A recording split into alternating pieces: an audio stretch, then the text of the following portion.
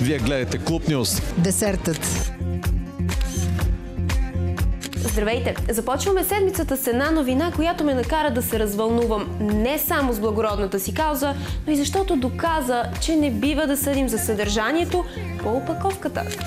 Вижте как Златка Димитрова мобилизира цяло звездно воинство с благородна цел. Усилията на Златка Димитрова се увенчаха с успех. Благотворителният концерт в помощ на Десислав, Боби Христов и Сдружение Деца с онкохематологични заболявания стана факт. Множество звезди отделиха от свободното си време и посветиха неделния си ден на благородното дело. Водещ бе Пейо, а спектакъла започна с изпълнение на Бон-Бон. Продължи с народни танци и след това Красимира Иванова направо ни отнесе със страхотния си глас. След това на сцената излезе Любо Киров, който ни разчувства не само с изкуството си, но и с страхотните думи, които каза. Поли Генова бе неотразима, както винаги, и направи сцената още по-весела и светла. Голяма подкрепа оказа и диджей Марти Джи. Единият от пациентите, Боби, присъства лично на концерта, а Десислав и другите деца, за които се набират средства, направиха видеообращение. Събитието бе под надслов "Играй любимата си игра с любимата си звезда". След края на концерта, всеки един от посетителите имаше възможност да поиграе боулинг с идола си. Поздравления за всички изпълнители, които без значение от степента на своята известност бяха там и подкрепиха каузата.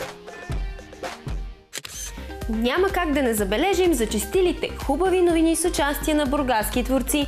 И ето, сега ви представяме клипа на бургазлията Стефан Илчев "За винаги". Той е съвместен проект с диджея Димитър Кирязов, чието са музиката и аранжиментът. Двамата мъже ни пренасят в света на романтиката и мистиката. Режисьорът Николай Гарабедян, използвайки черно-бели кадри и оригинален монтаж, ни демонстрира, че съвсем не е необходимо да се похарчат тонове средства, за да се постигне въздействащо видео.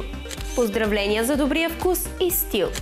Пожелаваме ви приятна вечер с програмата на TV7 и политическия трилър "Знакът на българина – Кървавият код". Не забравяйте, ще ви очаквам отново утре тук, след късната емисия новини. Довиждане!